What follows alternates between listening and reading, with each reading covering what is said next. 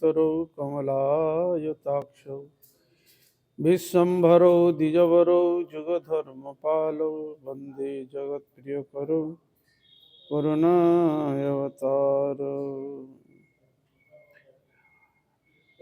রাধা চিন্তা নিবেশেন যস্য কান্তি বিলর্পিতা শ্রীকৃষ্ণ চরণম বন্দে রাধালিঙ্গিত বিগ্রহম মহাভাব স্বরূপিতম কৃষ্ণ প্রিয়া বরিয়সি প্রেম ভক্তি প্রদে দেবী রাধে কীর্তন নম্যহম। ভক্তাবিহীনয় অপরাধ লক্ষ্মী ক্ষিপ্তাস্ব কমাদি তরঙ্গ মধ্যে কৃপাময়ি ত্বং শরণং প্রপন্না বিন্দে নমস্তে চরণারবিন্দম। নারায়ণং নমস্কৃত্য নরং চৈব নরোত্তমং দেবীং সরস্বতীং ব্যাসং ততো জয়মুদীরয়ে। তমাদিদেবং করুণানিধানং তমালবর্ণং সহিতাবতারং অপার সংসার সমুদ্র সেতুং ভজামহি শ্রী হরিনাম চিন্তামণি। যাহার করুণায় ভগবত করুণা লাভ হয় সেই পরমারাধ্যতম জগৎগুরু নিত্যলীলা প্রবিষ্ট শ্রী শ্রীমদ্ ভক্তি বেদান্ত শিল বাউল সাই গুরু মহারাজ, পাঠকের সাই গুরু মহারাজ, ভক্তি প্রজ্ঞান কেশব সাই মহারাজ, সপার্ষদ ভক্তি সিদ্ধান্ত সরস্বতী গোস্বামী ঠাকুর প্রভুপাদ, গৌরকিশোর দাস বাজি ভক্তি ঠাকুর দাস বাজি সর্বস্বামী, সপরিকর গৌর নিত্যানন্দ পুরুষ সপার্ষদ রাধা বিনোদ বিহারী সকল ভগবত অবতার জীবগণ, অর্চামূর্তি সমূহ তদীয় পরিকর বৃন্দ, গঙ্গা যমুনা তুলসী মহারানী ভক্তি দেবী ভক্তি শাস্ত্রর জোর চরণ কমলী অধমের ভক্তিপূর্ণ অনন্ত অনন্ত করে ষষ্ঠ ধন্যবাদ প্রণাম পূর্বক তাহাদের অহৈত কৃপা আশীর্বাদ প্রার্থনা করি। পরম পূজনীয় বৈষ্ণববৃন্দ উপস্থিত শ্রী শ্রী হরিকথা শ্রবণ পিপাসু ভক্তবৃন্দ, সকল ভক্তবৃন্দের চরণে অধমের যথাযোগ্য ধন্যবাদ প্রণতি জ্ঞাপন পূর্বক আপনাদের অহৈত কৃপা আশীর্বাদ প্রার্থনা করি। আপনার কৃপা করুন, আশীর্বাদ করুন যেন নিত্যকাল হরিগুরু বৈষ্ণবের মহিমা গুণগান কীর্তন করে যেন আমার নরাধম পাপিষ্ট জনকে যেন ধন্য করতে পারি। হইয়াচন হইবেন প্রভুর যত দাস সবার চরণ বন্ধ জানতে করি। জয় শ্রী রাধা মাধব। আমরা শিল ভক্তিবিনোদ ঠাকুর বিরচিত শ্রী হরিনাম চিন্তামণি নামক গ্রন্থ থেকে আমরা শ্রবণ করছি।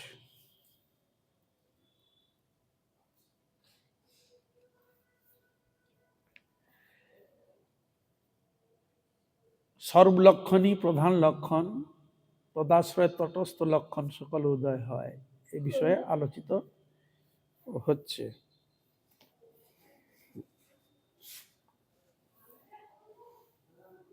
শ্রীমান চৈতন্য মহাপ্রভুকে শ্রী হরিদাস ঠাকুর এ বিষয়ে শ্রবণ করাচ্ছেন। কৃষ্ণৈক শরণ হয় স্বরূপ লক্ষণ, তটস্থ লক্ষণে অন্য গুণের গণ। বলছে কৃষ্ণৈক শরণ হয় স্বরূপ লক্ষণ। আমাদের স্বরূপের লক্ষণে এটা বোঝা যায় যে সবসময় সে ভগবান কৃষ্ণের স্মরণেই থাকবে, স্মরণে চিন্তনেই থাকবে।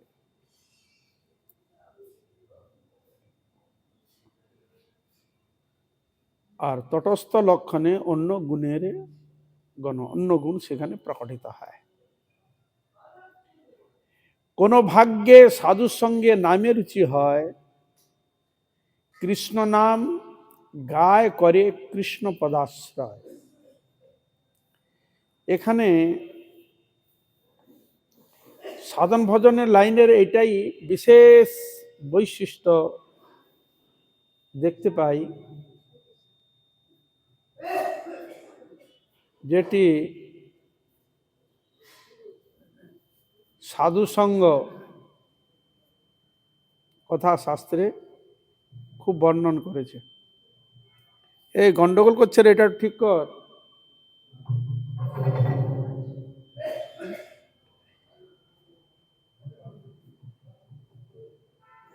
হরে কৃষ্ণ, হরে কৃষ্ণ। দেখা যাচ্ছে যে সাধু সঙ্গ সর্বশাস্ত্রে কয়, লবমাত্র সাধু সঙ্গ সর্বসিদ্ধি। তুমি এটা চেঞ্জ করে দাও তো, এটা খুব ডিস্টার্ব করছে। ওইটা দাও।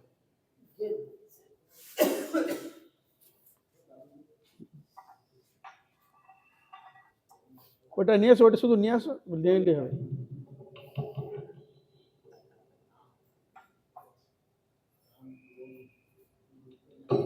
ছেড়ে দাও।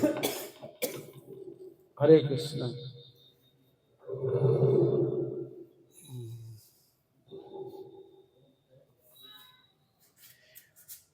কয়েক সেকেন্ডের মধ্যে যদি কেউ সাধু সঙ্গ করে, তাহলে তার ভগবত নামে তার রুচি হয়। তবে একটি শব্দ প্রয়োগ করেছেন, কোন ভাগ্যে।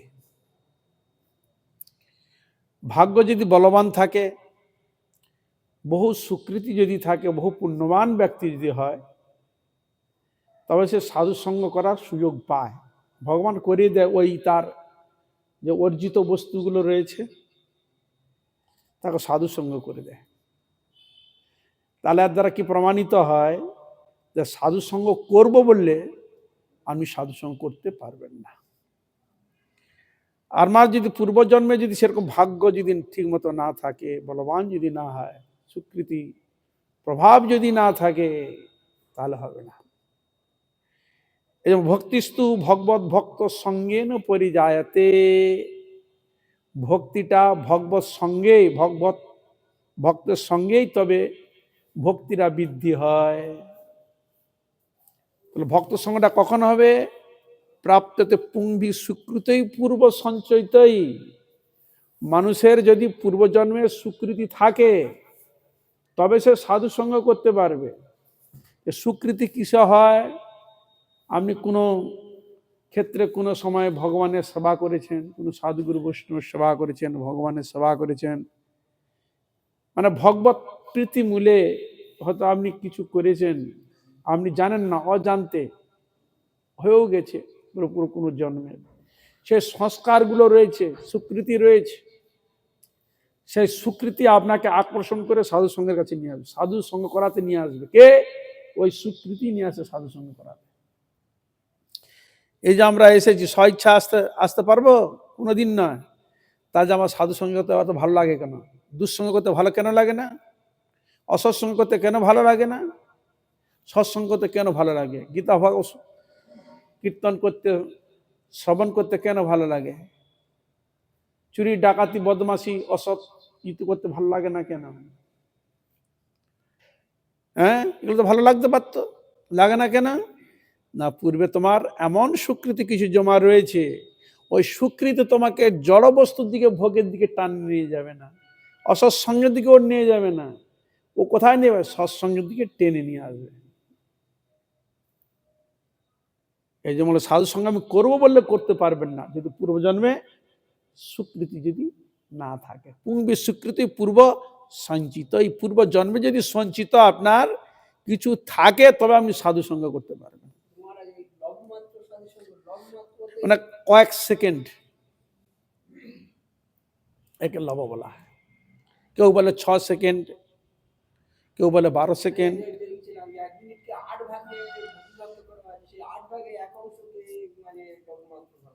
সে যাই হোক, বিচার যে যেরকম করছেন, যা যেটা, কেউ 6 সেকেন্ড বলছে, কেউ আবার 12 সেকেন্ড, কেউ আবার বলছে না ভাগ করলে আরো কম।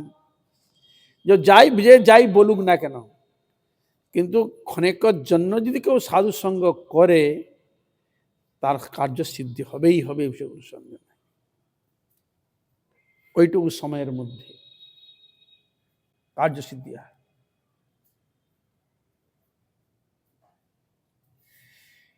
এ সম্বন্ধে আমরা আরো পাই, ব্রহ্মাণ্ড ভ্রমিতে কোনো ভাগ্যবান জীব, সবাই নয়, কোনো ভাগ্যবান জীব গুরু কৃষ্ণ প্রসাদে পায় ভক্তিলতা বীজ। কোন ভাগ্যবান জীব, ব্রহ্মাণ্ড ভ্রমণ করতে করতে কোন ভাগ্যবান জীব ভগবান গোবিন্দের কৃপায়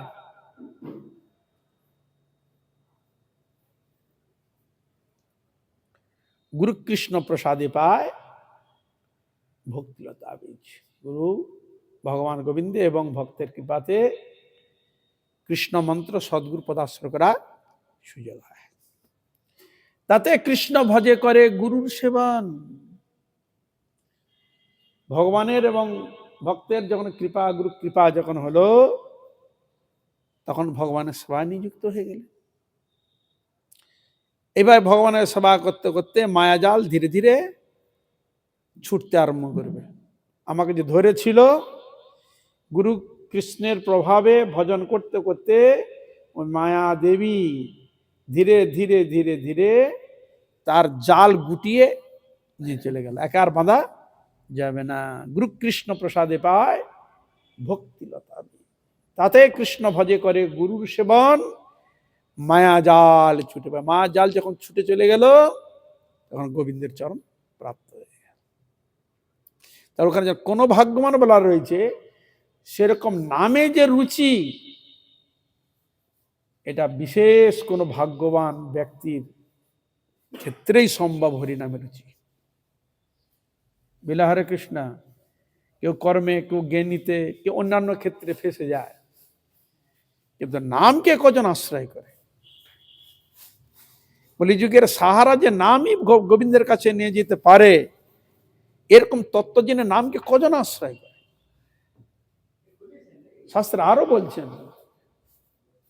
কৃষ্ণ মন্ত্র হইতে হবে সংসার মোচন, কৃষ্ণ নাম হইতে পাবে শ্রীকৃষ্ণ চরণ। হরিনাম গোবিন্দের চরণ প্রাপ্ত করে দেয়, গোবিন্দকে দর্শন করে নিতে পারে ক্ষমতা রাখে। জীবে দয়া নামে রুচি, সর্বধর্ম সার। জীবে দয়া, কি দয়া? এই হরিনাম দিয়ে দয়া করতে হতো। হরিনাম করো, কৃষ্ণ নাম করো, গোবিন্দের সেবা করো, গোবিন্দকে স্মরণ করো। আমরা গোবিন্দকে ভুলে গিয়ে নানা রকম কষ্টের মধ্যে আমরা রয়েছি। এই গোবিন্দকে ভুলে যাওয়ার জন্য কৃষ্ণ বলি সেই জীব অনাদি বহির্মুখ, অতএব মায়া তারে দেয় সংসার আদি দুঃখ। অনাদি কবে থেকে যে গোবিন্দকে ভুলে আছি তার ঠিক নাই, আর কত জনি অতিক্রম করছি তার কোনো ঠিক নেই।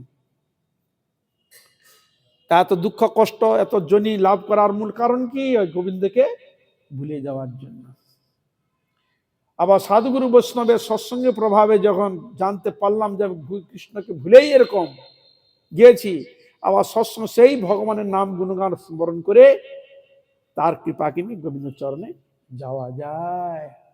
তার ভুরি উদাহরণ এই শাস্ত্রগণ দিচ্ছে। এই জন্য বলছেন, কোন ভাগ্যে সাধুর সঙ্গে নামে রুচি হয়, কৃষ্ণ নাম গায় করে কৃষ্ণ পদাশ্রয়। তার কোন ভাগ্যে সাধুর সঙ্গে তার নামে রুচি হয়। বৈষ্ণব বন্দনায় পাচ্ছি, কীর্তন করছে সেখানে কি বলছে? নাম সংকীর্তনের রুচি আর প্রেম ধন, শ্রী রাধা মোহনে দেহ হইয়া শকুরং। শ্রী রাধা মোহন ভগবানের একজন পরম ভক্ত। তিনি তার গীতিতে বলছেন বৈষ্ণবের কাছে, বৈষ্ণব প্রার্থনা গীতি সেখানে লিখেছে, হে বৈষ্ণব ঠাকুর, আমাকে নাম সংকীর্তনে রুচি প্রদান করুন, প্রেম প্রদান করুন। এ রাধা মোহনের দাসে হইয়া সকলে, এ অধমে দাস রাধারমন দাসে প্রতি আপনি কৃপা করে এ নামে যেন আমার রুচি হয়, আর এই নামে রুচিতে যেন কৃষ্ণ প্রেম যেন আমি লাভ করতে পারি। হে বৈষ্ণব ঠাকুর, আমাকে কৃপা করুন।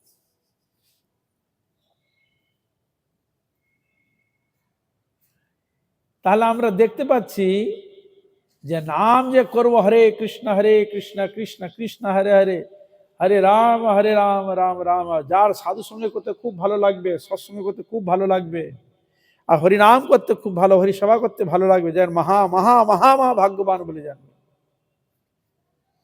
যদি ভগবানের নাম করতে, ভগবানের সেবা করতে, ভগবানের স্মরণ করতে রুচি হয়, মহাভাগ্যবান জানে।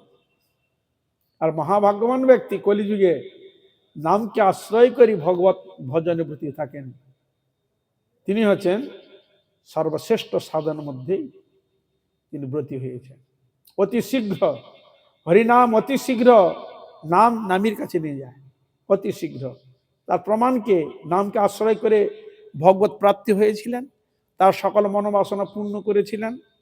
উদাহরণকে ভক্ত হরিদাস, সেই হরিদাসকে প্রশ্ন করেছে মহাপ্রভু নামের সম্বন্ধে, আর তিনি বলছেন মহাপ্রভুকে, কোন ভাগ্যে সাধু সঙ্গে নামে রুচি হয়, কৃষ্ণ নাম গায় করে কৃষ্ণ পদাশ্রয়, স্বরূপ লক্ষণ সেই হইতে হইল, গাইতে গাইতে নাম অন্য গুণ আইল। এই জন্য ওখানে একটি কথা রয়েছে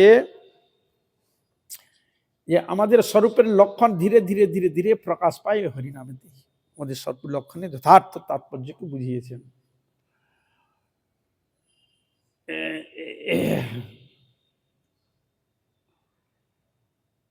এই জন্য কৃষ্ণাম আশ্রয়, আমি যে ভক্ত যে কিসের দ্বারা, এই ভগবানের নাম, ভগবানের গুণগান, ভগবানের কীর্তন করলে তবে আমরা কি বলে, হ্যাঁ ভগবানের নাম করে মানে ভক্ত। কাকে আশ্রয় করি? যে ভগবানকে আশ্রয় করা। কাকে আশ্রয় করা? নামকে আশ্রয় করা, গুরুপদ আশ্রয় করা, গুরু চরণ আশ্রয় করা। গুরু চরণ আশ্রয়, তুমি গুরু মন্ত্র পাবে, ভগবত মন্ত্র পাবে, তাকে বলে গুরু গুরু চরণাশ্রয়। নামাশ্রয়, নামকেই তিনি ছাড়ে না, নামকে আশ্রয় করেই রয়েছেন। নামকে আশ্রয় করে থাকলেই তার কোনো আর ভয় নাই, গুরুপদ আশ্রয় করে থাকে তার কোনো ভয় নাই। গুরু ভগবান গোবিন্দ নামই তাকে গাইড করে, এটা তুমি বুঝতে পারো প্রতি মুহূর্তে প্রতি ক্ষেত্রে। কিন্তু করলে তো তবে তো ঠিক ঠিক মতো করতে হয়। এই জন্য কৃষ্ণের সকলই গুণ ভক্ততে সঞ্চারী। ভক্তের মধ্যে সদ্গুণগুলো আসে কি করে? ওই গুণগুলো কার মধ্যে রয়েছে? ভগবানের মধ্যে, ভগবানের নামের রয়েছে। এই ভগবানের নাম করতে করতে ভগবানের সেই নাম সব শক্তিগুলো ওই ভক্তের মধ্যেই প্রকাশিত করে, তাকে অপ্রাকৃত করে দেয়।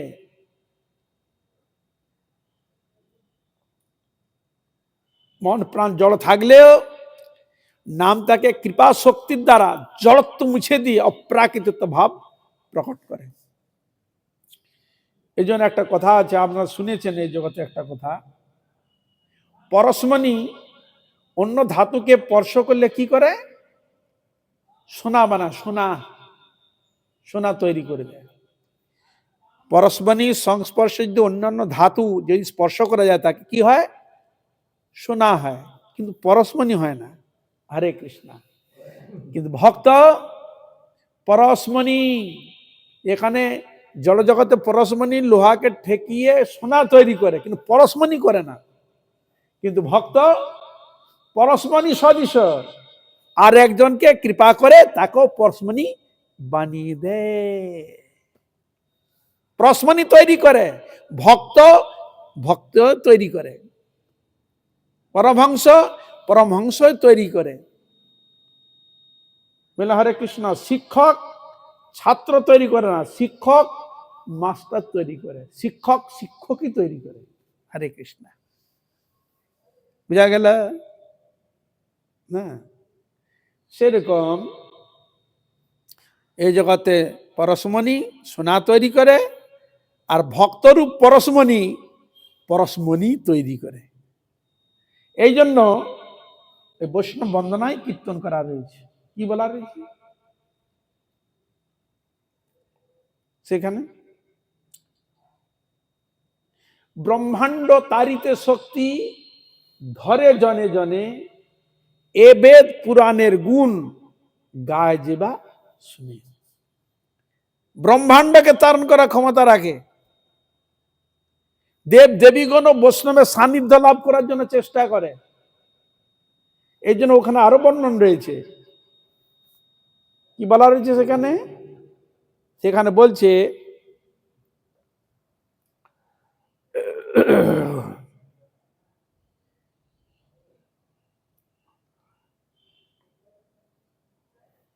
কৃষ্ণ ভক্তি আছে যার, সর্বদেব বন্ধুতা। যার ভগবানের প্রতি শ্রদ্ধা ভক্তি অনুরাগ রয়েছে, যার ভক্তি গোবিন্দের চরণে সম্পূর্ণ সমর্পণ করেছেন, সকল দেব দেবীগণ তাকে গাইড করে থাকে, বন্ধুর মতো তাকে গাইড করে থাকে, আগলে রাখে, তার যাতে ক্ষতি না হয়, বিপদ না হয়।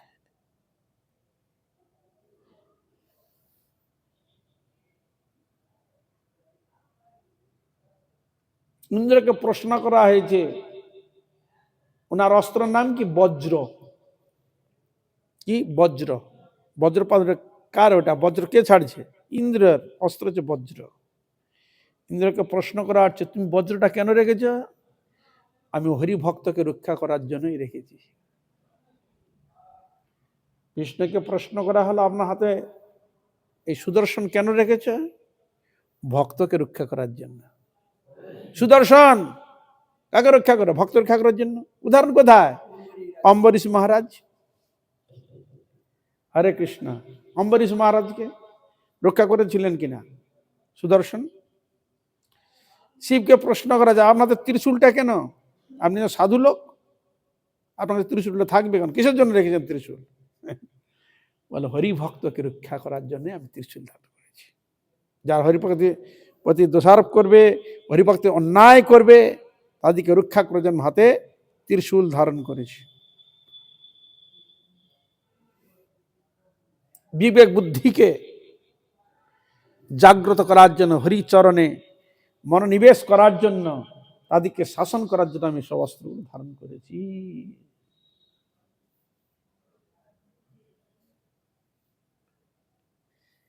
তা এই জন্য গাইতে গাইতে নাম অন্য গুণ আইল।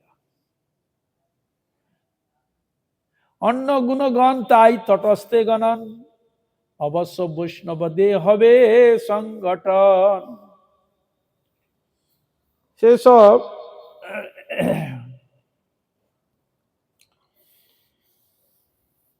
যেটি ভগবানের অনেক নামও রয়েছে, কিছু মুখ্য নাম আর কিছু গৌণ নামও রয়েছে। কৃষ্ণ, গোবিন্দ, মধুসূদন, দামোদর, হরি, রাম, নারায়ণ ইত্যাদি এই নামগুলো হচ্ছে মুখ্য নাম। বিশ্বপিতা, বিধাতা,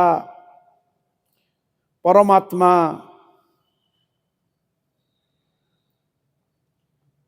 দীনবন্ধু, পতিত পাবন ইত্যাদি বহু নামও রয়েছে। কিন্তু কৃষ্ণ, গোবিন্দ, মধুসূদন, দামোদর এগুলো তার মুখ্য নাম। পালনকর্তা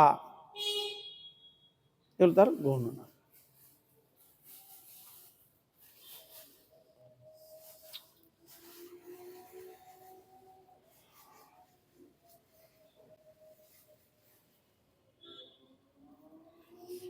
এবার বর্ণাশ্রম লিঙ্গ মানে চিহ্ন নানা প্রকার দেশ দ্বারা সাধুত্ব হয় না, কৃষ্ণৈক শরণতাই সাধুর লক্ষণ। মানে মূল বস্তুটাকে ধরাতে চাচ্ছেন। বর্ণাশ্রম চিহ্ন নানা বেশের রচনা, সাধুর লক্ষণে কবু না হয় গণনা। এই যে বর্ণাশ্রমাদি যে চিহ্ন বা নানা বেশের যে রচনা, এগুলো সাধুর লক্ষণ কবু না হয় গণনা, এগুলো লক্ষণ নয়। শ্রীকৃষ্ণ শরণাগতি সাধুর লক্ষণ, তার মুখে হয় কৃষ্ণ নাম সংকীর্তন। তার সবার থেকে বড় লক্ষণ কোনটা? শ্রীকৃষ্ণে শরণাগতি। শরণাগতি যদি না হয় কোনোদিন ভগবানের কৃপা পাবে না। এই শরণাগতিটাই হচ্ছে সবের থেকে সর্বশ্রেষ্ঠ লক্ষণ, শরণাগত। শ্রী নরোত্তম দাস ঠাকুর, শিল ভক্তিবিনোদ ঠাকুর, লোচন দাস ঠাকুর, অনেকে বেশ এসব কীর্তন, শরণাগতির কীর্তন বহু লিখেছেন। শরণাগতির কীর্তন মানে নিজের নিবেদন, দুঃখাত্ম নিবেদন ভগবানের চরণে দাঁড়াচ্ছেন শরণাগত হয়ে।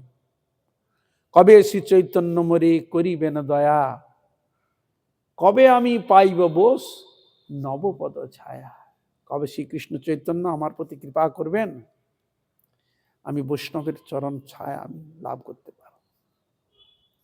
কবে আমি পাইব বোস নবপদ ছায়া, কবে আমি ছাড়িব এ বিষয় অভিমান, কবে বিষ্ণু জনে আমি করিব সম্মান। আমার বিষয়ের প্রতি অভিমান থাকার জন্য সাধুগুরু বৈষ্ণবের প্রতি আমি ভক্তি শ্রদ্ধা দেখাতে পারি না, কারণ ওইটা অভিমান রয়েছে। কবে বিষ্ণু জনে আমি করিব সম্মান, গলবস্ত্র কৃতাঞ্জলি বৈষ্ণব নিকটে। গলায় একটা গলবস্ত্র নিয়ে হাত জোড়ো করে বৈষ্ণব ঠাকুর গুরু বৈষ্ণবের কাছে প্রার্থনা করব। দন্ত্রের তিন ধরি দাঁড়া ইব নিষ্কপটে, নিষ্কপট ভাবে দাঁড়িয়ে হাত জোড়ো করে কি বলবো, কাঁদিয়া কাঁদিয়া জানা ইব দুঃখর গ্রাম, সংসার অনল হইতে মাগিব বিশ্রাম। এই সংসার চক্রে নানা রকম দুঃখের মধ্যে জর্জরিত, দুঃখ কষ্টের মধ্যে পড়ে আছি। প্রভু আমায় কৃপা করুন, দয়া করুন, আমাকে এই সংসার থেকে উদ্ধার করে নিত্য সুখ শান্তি দেয় গোবিন্দের চরণে আমাকে সমর্পণ করুন, কৃপা করুন। তখন আমার প্রতি আমার শ্রদ্ধা, আমার অনুরাগ, আমার প্রার্থনা শুনে বৈষ্ণব ঠাকুর তিনি তখন কি করবেন, ভগবানের কাছে জানাবেন। কি বলবেন, কাঁদিয়া কাঁদিয়া জানাইব দুঃখ গ্রাম, সংসার অনল হইতে মাগিব বিশ্রাম। শুনিয়া আমার দুঃখ বৈষ্ণব ঠাকুর, আমার লাগে কৃষ্ণে আবে দিবেন প্রচুর।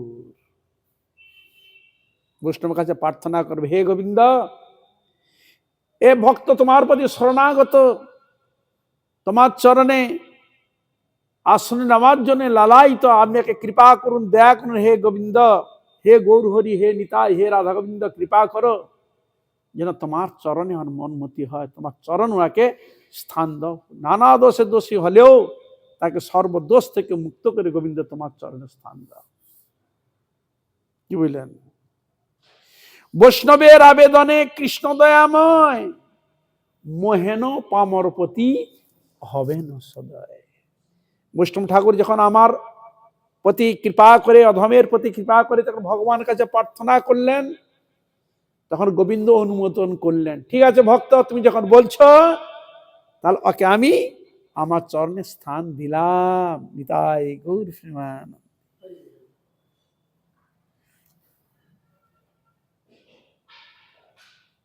আমাকে এমনি ভগবান কৃপা করে দিবে, কিছু আমার কিভাবে কি চাইতে হয় আমি জানি না, কিভাবে ডাকতে হয় আমি জানি না, কিভাবে আমার হৃদয়ের মধ্যে ভাব থাকা উচিত সেটাও আমি জানি না, কিভাবে হাত জোড়ো করতেও আমি জানি না, কিভাবে মনোনিবেশ করতেও আমি জানি না। কে আমাকে শিক্ষা দিবে? গুরু বৈষ্ণব আমাকে তৈরি করে সেইভাবে শিক্ষা দিয়ে গোবিন্দের চরণে আমাকে সমর্পণ করবেন। এই জন্য তো সাধুগুরু বৈষ্ণবের কাছে বিশেষ প্রয়োজন রয়েছে প্রবেশ করতে গেলে। আমি তো কিছুই জানি না, অধম। এইভাবে শরণাগতির কীর্তন লেখা রয়েছে, বহু কীর্তন, বহু কীর্তন। যে যত শরণাগত, অনুগত, শরণাগত কখন হয়? অনুগত হলে তবে শরণাগত করবে। কেউ কলিযুগতে কেউ কারো অনুগত না, কে কাকে শ্রদ্ধা করবে, কে কাকে করবে, সব বড় বস্তু হয়ে বুঝে আসবে। কে কাকে শ্রদ্ধা করবে, কে কাকে ভক্তি করবে, কে কাকে অনুরাগ করবে, এটা হচ্ছে কলির খেলা। যেটা আমার মঙ্গল হবে সেইটা থেকে আমাকে দূরে সরিয়ে দেওয়ার চেষ্টা করবে, যেখান থেকে প্রীতিটা থাকবে সেখান থেকে ওই প্রীতিটা কেটে দেওয়ার চেষ্টা করবে। এটা কলির খেলা, এর নাম হলো কলিযুগ। যেখানে মঙ্গলটা হবে, মনটা বসবে, সেখান থেকে কিভাবে ওকে ওইখান থেকে টেনে নিয়ে এসে নিয়ে যাওয়া যায় সেই দিকে ব্যবস্থা করবে। আর যদি ভগবানের দিকে যদি ঐকান্তিক ভাবে থাকে, তাহলে ভগবান তাকে আবার ঠিকভাবে তাকে তুলে করে দিবে।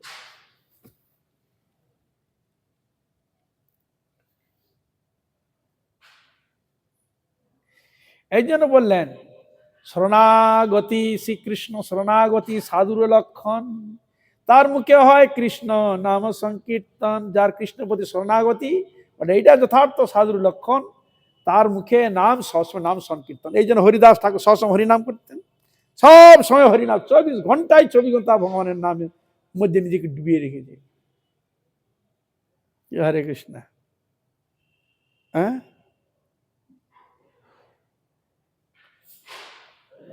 সব সময় যখন আমার মন প্রাণ সবসময় যখন গোবিন্দের চরণ লেগে থাকবে, তবে তো আমার মঙ্গল, তবে তো চেষ্টা, ওইটাই চেষ্টা, ওইটা হচ্ছে সাধারণ লক্ষণ। যে যত গোবিন্দের চরণে মনোনিবেশ যত নিবেশ করতে পেরেছেন, এক মনকে সম্পূর্ণ ধীর করে গোবিন্দের চরণে লাগতে পেরেছেন, তিনি ততটাই ভরে উঠে গেছেন। কিন্তু মন তো চঞ্চলতা, যিনি স্থির করতে পেরেছেন, যদি স্থির করতে পেরেছেন ভগবানের অশেষ কৃপা। অনেক সাধনা ফলে তবে মন বসে, মনটা বসানো অনেক জন্ম চলে যায়। একটা ছেলে মন বসাতে, তাকে বসে আনতে করতে অনেক টাইম লাগে, তা এত টাইম তো আমার চলে গেল। আর যিনি মনকে ঠিক আগে থেকে তৈরি করে ফেলেছেন, তাকে তো বলতেই হবে না, সে তো তৈরি হয়েই গেছে। বুঝা গেল? তৈরি ব্যক্তিকে আর তাড়াতাড়ি উঠাতে বেশি সময় লাগে না, কিন্তু যে তৈরি হয়নি তাকে তৈরি করাতে বেশি সময় লাগে। নিতাই গৌর প্রেমানন্দে। এই জগতে আমরা কেউ তৈরি হয়ে আসিনি।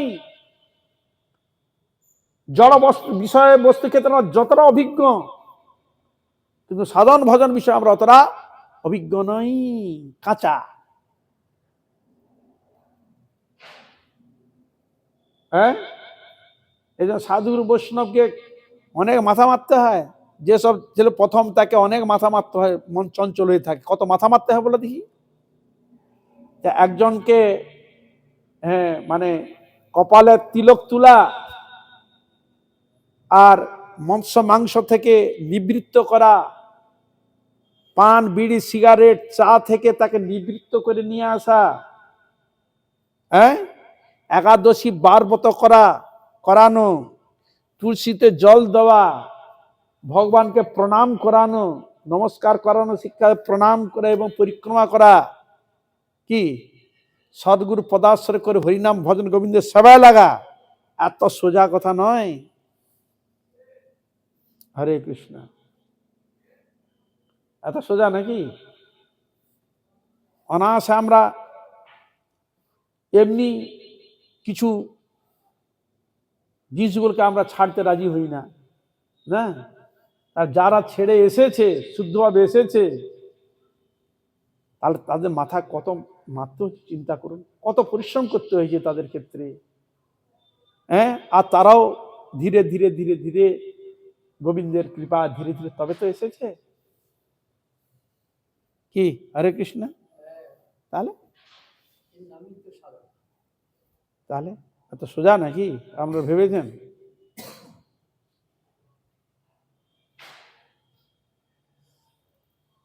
এ তো আছেই, নিয়ে আসা হলো, কিন্তু সবসময় যে ভগবানের নাম করবে, কৃষ্ণকে স্মরণ করবে, এই অভ্যাসটা যেদিন হবে, করতে পারবে, তাকে আর দেখতে হবে না। সে খেতে হোক, বসতে হোক, চলতে হোক, ফিরতে হোক, যেন তেন প্রকার এন মন কৃষ্ণ নিবেশ হয়। যে কোনো প্রকার যদি মনকে একবার গোবিন্দের চরণে লাগিয়ে ধীর স্থির ভাবে তাকে ডাকে স্মরণ করেন, চিন্তন করেন, তাহলে তাকে দেখতেই হবে না। হরে কৃষ্ণ। অতি উন্নত। তা নাহলে সব যদি এক ক্যাটাগরি ফেলানো হতো তাহলে সেখানে কনিষ্ঠ মধ্যম উত্তম শব্দটা এসছে কেন? ভক্ত মানে সবাইকে যদি এক ক্যাটাগরি ফেলে দেওয়া যেত তাহলে হয়ে যেত। অনেক দেব দেবীও রয়েছে, সবাইকে এক ক্যাটাগরির মধ্যে ফেলানো যাচ্ছে না। হরে কৃষ্ণ, সেখানেও ভাগ বিধান দেখা যাচ্ছে। হরে কৃষ্ণ। আর মানুষের মধ্যে আবার তো আছে স্টেজ অনুযায়ী যোগ্যতা, তার তো একটা ব্যাপার আছেই, এই লৌকিক ক্ষেত্রে দেখা যায়, আর পারমাণিক ক্ষেত্রে তো রয়েছে। গৃহী ব্রহ্মচারী বানপ্রস্থ নাসি ভেদে শূদ্র বৈশ্য ক্ষত্র বিপ্র গণের প্রভেদে। এই যে ভাগটা যে হলো, বলে গৃহী ব্রহ্মচারী বানপ্রস্থ আর সন্ন্যাসী, যাহা সবর্ণ বিবাহের দ্বারা গৃহস্থ হন তাহারাই গৃহী। গৃহী কাদিকে বলেছে? যারা সবর্ণ বিবাহের দ্বারা গৃহস্থ হন, সবর্ণ অনুযায়ী।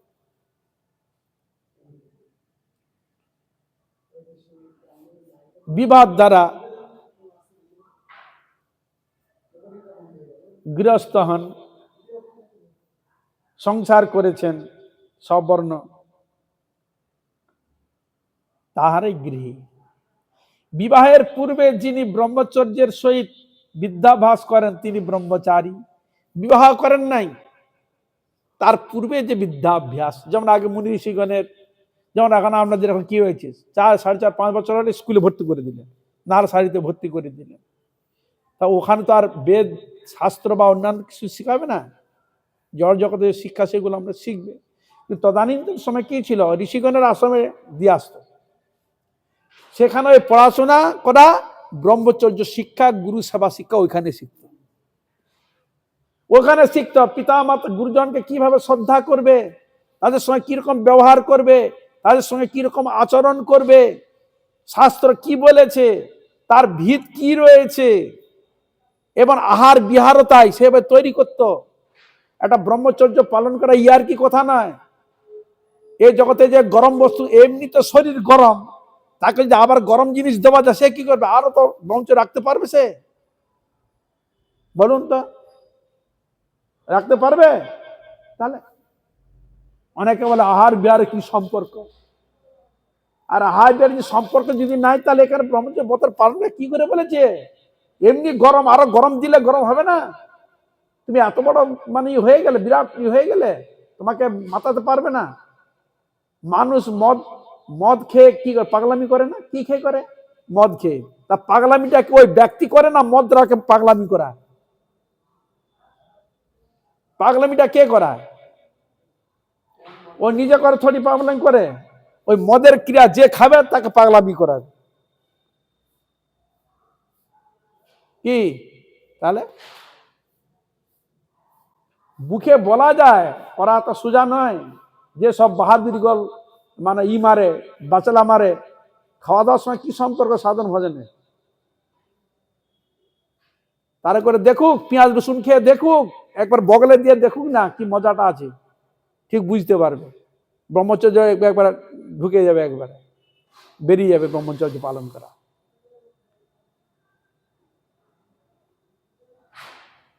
শরীর গরম করে দিবে, এত গরম করে দিবে তো চিত থাকতে পারবে না। আর বিহারের দিকে যদি এখানে নাই, তাহলে শাস্ত্র কেন বর্ণন দিয়েছে এইসব করা? আর ব্রহ্মচর্য ব্রত সাধারণ বন্ধের সঙ্গে ব্রহ্মচর্য ব্রত পালনের প্রশ্ন উঠছে কেন বলুন? ব্রহ্মচর্য ব্রত পালন করা প্রশ্ন উঠছে কেন? বললেই তো হলো। তা ওইটা করলে যখন ব্রহ্মচর্য ব্রত কথা শব্দ প্রয়োগ হয় কোনোদিন? তাহলে বড় বড় সব এগুলো বাতালা মারে ইউটিউবের মধ্যে শুনি তো।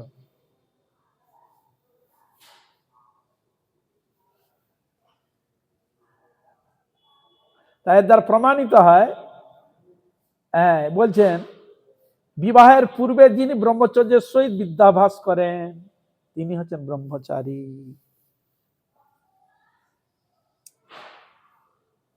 ওই সময়টা তাকে অনেক সাধন করতে হয়, অনেক শিক্ষা গুরুবর্গরা দিতেন। এই জন্য তদানীন্তন সময় এত উৎপাদ হতো না, শাস্ত্র অনুকূলেই যেত, শাস্ত্র মানত, সবার প্রতি সম্মান ছিল। ব্রিটিশরা দেখলো আরে ভারতের মধ্যে যে জিনিসটা আছে তো দারুণ জিনিস, একেই করা যাবে না, ওরাই উল্টো পাল্টা করে এগুলোকে তুলে দিয়ে নিজের মধ্যে নিয়ে চলে এলো। আগে এরকম ঋষির মধ্যে ছিল এসব, এরকম শিক্ষা পেত। আর আমাদের স্কুল কলেজে যদি এই পারমার্থিক শিক্ষা প্রথম থেকে তৈরি করতে করতে দিত, তাহলে মানে আরো উন্নতি হতো, খুব উন্নতি হতো।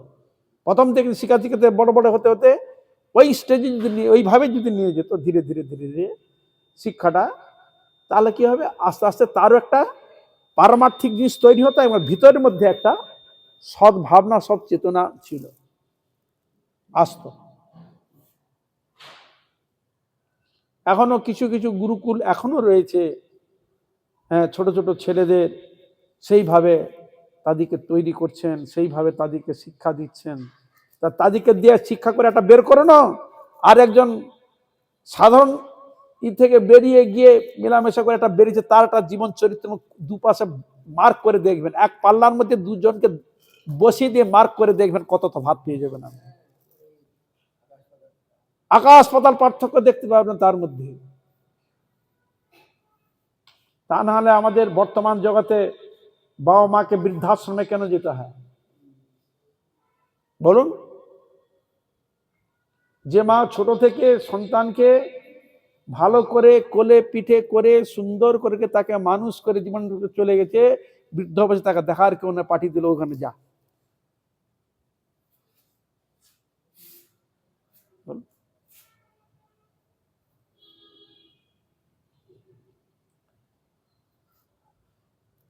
বর্তমান কলিযুগের ক্ষেত্রে পিতা মাতার সেবা থেকে সম্পূর্ণ বঞ্চিত, সম্পূর্ণ বঞ্চিত ছেলে থেকে আরম্ভ করে সকলেই।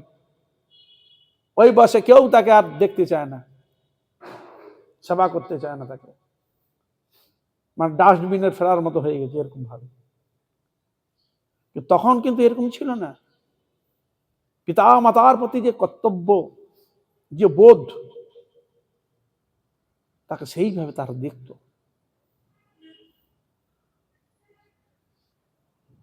এরকম ছিল তাদের পিতা মাতাকে বলা হচ্ছে প্রথম গুরু।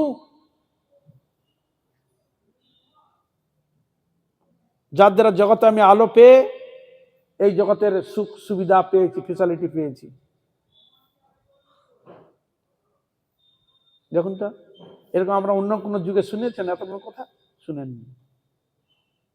বেশিরভাগ ক্ষেত্রে যদিও থাকে, তাকে ঠিক মতো দেখভাল করে না রয়েছে। তদানীন্তন সময় পিতা মাতার প্রতি এমন ছিল প্রীতি ভালোবাসা, এই জন্য মন্ত্র রয়েছে, পিতা স্বর্গ পিতা ধর্ম পিতা হি পরমন্তপ পিতরি প্রীতিমাপন্নে প্রিয়ন্তে সর্বদেবতা।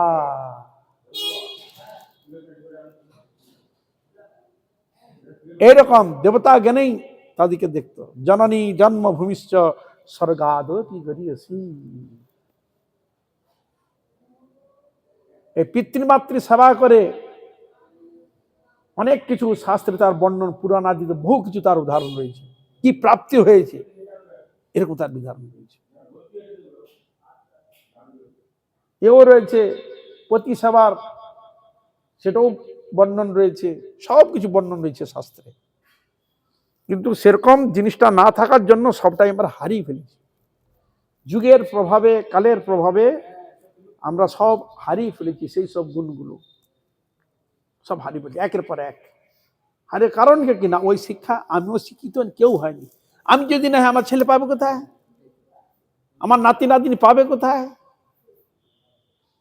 আমি তো উৎপটাং শিক্ষা লাভ করেছি, আমার ছেলে উৎপটাং হবে নাকি, ভালো হবে?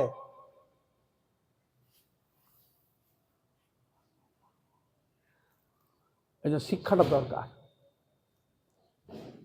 কিন্তু কলিযুগে যে প্রভাব পড়েছে, এ শিক্ষা হওয়া খুব দুষ্কর, কালের প্রভাব এমন বলেছে। কারণ কলি চাইবে ওর ভালো জিনিস করতে দিবে না।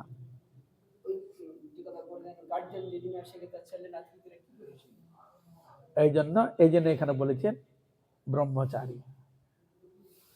তাহলে বেদাদি শাস্ত্র তাকে শিক্ষা সেইভাবে তৈরি করে ওইখান থেকে বেরিয়ে আসতো। কেউ বলে বা আমি সংসারে যাব না, সাধারণত ওইখান থেকে বেরিয়ে আসতো। কেউ বলে তখন সংসারে গিয়ে তখন গৃহস্থ জীবনযাপন করে স্ত্রী পুত্র সন্তানকে তারা পরিচালনা করতে আবার বলে আবার স্কুলে দিয়ে আসতো। যেমন রামচন্দ্রের সময় দেখেননি, গুরুগৃহে গিয়েছেন, সেখানে পড়াশোনা করেছেন, বড় হয়েছেন, হ্যাঁ, গুরু দক্ষিণা দিয়ে আবার চলে এসছেন। স্বয়ং কৃষ্ণ শান্তিপুনির আশ্রমে পড়াশোনা করেছেন, হ্যাঁ, আবার তার যখন বড় হলো, শিক্ষা যখন কমপ্লিট হয়ে গেল, গুরু দক্ষিণা দিয়ে আবার তিনি সমাবর্তন হয়ে সংসারে এলেন। তারা যখন এই সময় আসবে তাদের মধ্যে কি জিনিস তৈরি হবে চিন্তা করুন। তাকে আর তাদেরকে আর বলতে হবে না, হরিনাম কর রে, এ তুলসীতে জল রে, একাদশী কর রে, এ গুরুজনদের প্রণাম কর রে, ভগবানকে প্রণাম কর। তার কাছে ওইখানে তার সব শিক্ষা তৈরি করে চলে আসে, ওইখানে তৈরি হয়ে গেছে।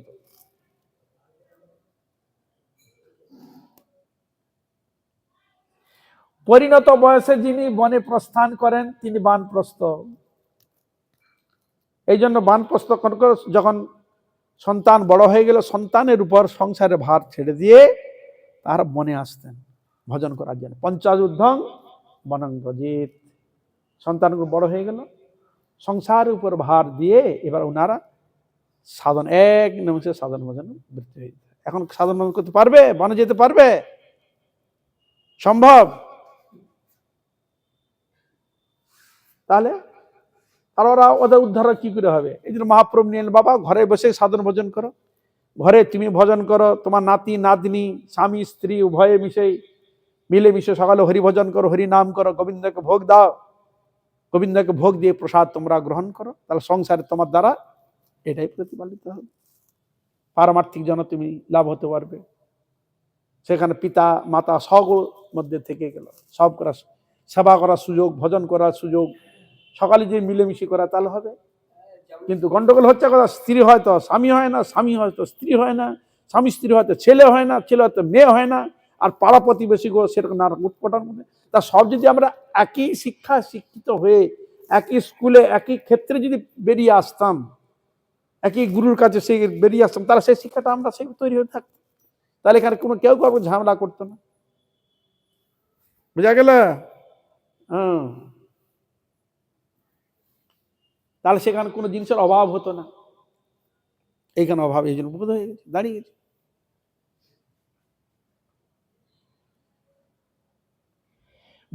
বৈরাগ্যক্রমে যিনি গৃহত্যাগ করেন তিনি সন্ন্যাসী।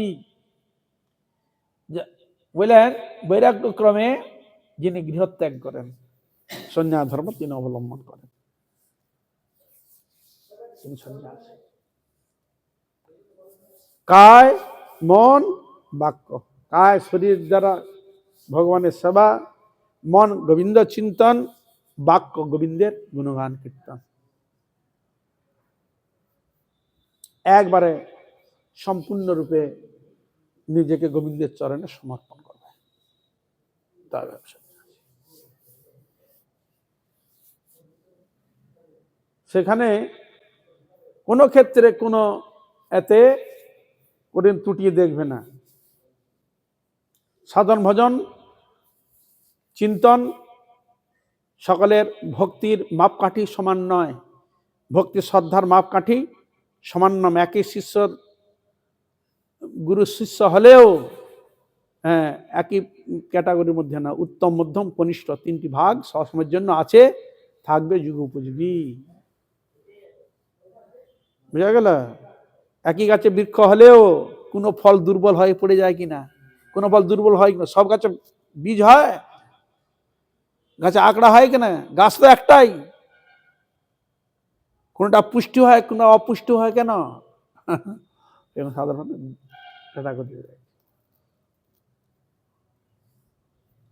ভজনের অনুরাগ সকলের হয় না সেরকম। কারো চলে যায় কর্মের দিকে, কারো চলে যায় জ্ঞানের দিকে মন, কারো চলে যায় মান পূজা প্রতিষ্ঠার দিকে, কারো চলে যায় অর্থ সম্পদের দিকে, কারো চলে যায় কামনি কাঞ্চনের দিকে মন চলে যায়। এত সোজা নাকি? এই জন্য ভাব অনুরাগ এর উপর, প্রত্যেকটি জিনিসের উপর নির্ভর হয়ে থাকে। কিন্তু ঐকান্তিক কিছুই চায় না হে গোবিন্দ, ধন অর্থ টাকা পয়সা মান পূজা প্রতিষ্ঠা কিছুই চায় না হে গোবিন্দ, যেন তোমার চরণে যেন ভক্তি থাকে, তোমার গুণগান তোমার সেবা যেন করতে পারি, নিষ্কপটে নিঃস্বার্থে যেন করতে পারি। না ধনং না জনং না সুন্দরীং কবিতাং বা জগদীশ কাময়ী মম জন্মনি জন্মনীশ্বর ভবতার ভক্তি অহৈতিকতয়ী। এই শিক্ষাই মহাপ্রভু দিয়েছেন। যেখানে মানের গন্ধ নাই, কামিনীর গন্ধ নাই, মান পূজার প্রতিষ্ঠার গন্ধ নাই, অর্থ সম্পদের গন্ধ নাই, শুধু কিসের গন্ধ রয়েছে? কৃষ্ণ প্রেম অনুরাগ, ভগবানের প্রতি ভক্তি অনুরাগ শ্রদ্ধা, যেটা অহৈতুকী তৈ, যেন অহৈতুকী যেন ভক্তি তোমার চরণেই থাকে, যেন ভুলে না যায়। এই হলো গুড় রহস্য কথা। আজ এখানে থাক, সময় হয়ে গেছে। সকল বৈষ্ণবী মহারাজদের সকলের চরণে আমার পুনঃ পুনঃ দণ্ডবত প্রণাম। আপনারা কৃপা করবেন, আশীর্বাদ করবেন, যেন এইভাবে হরিগুরু বৈষ্ণবের মহিমা গুণগান কীর্তন করে আমার নরাধম পাপিষ্ট জনকে যেন আমি ধন্য করতে পারি। হইয়াছেন হইবেন প্রভুর যত দাস, সবার চরণ বন্ধ দন্তে করি ঘাস।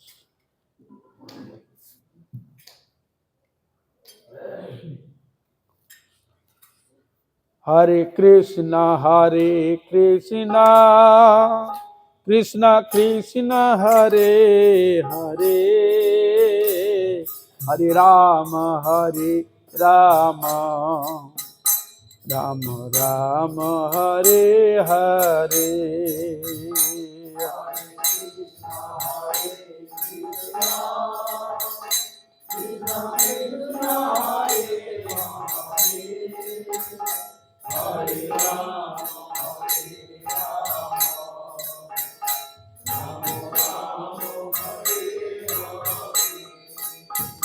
হরে কৃষ্ণ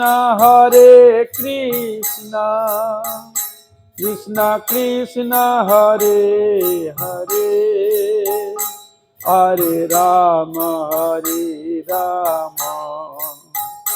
রাম রাম হরে হরে।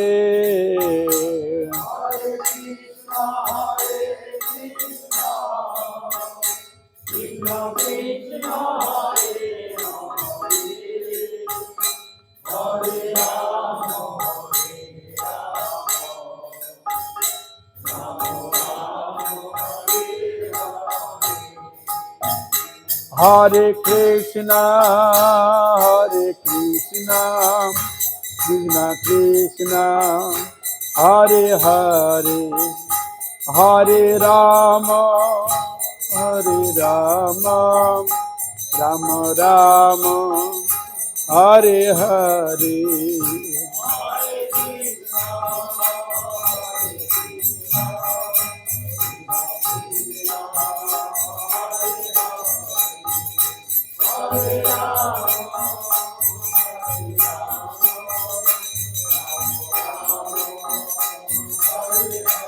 নিতাই গৌর হরি বল, হরি বল, হরি বল, হরি বল।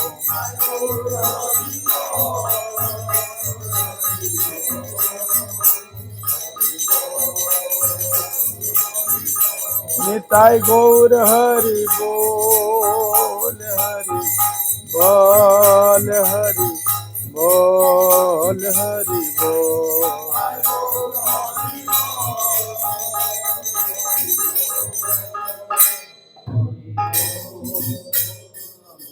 নিতাই গৌর প্রেমানন্দে হরি হরি বল। जय श्री श्री गुरु गौरांग गिरिधारी गोविंद गोपीनाथ मदन मोहन श्री श्री राधा विनोद बिहार जीव की जय। जगदुरु नित्य लीला प्रविष्ट शिल भक्ति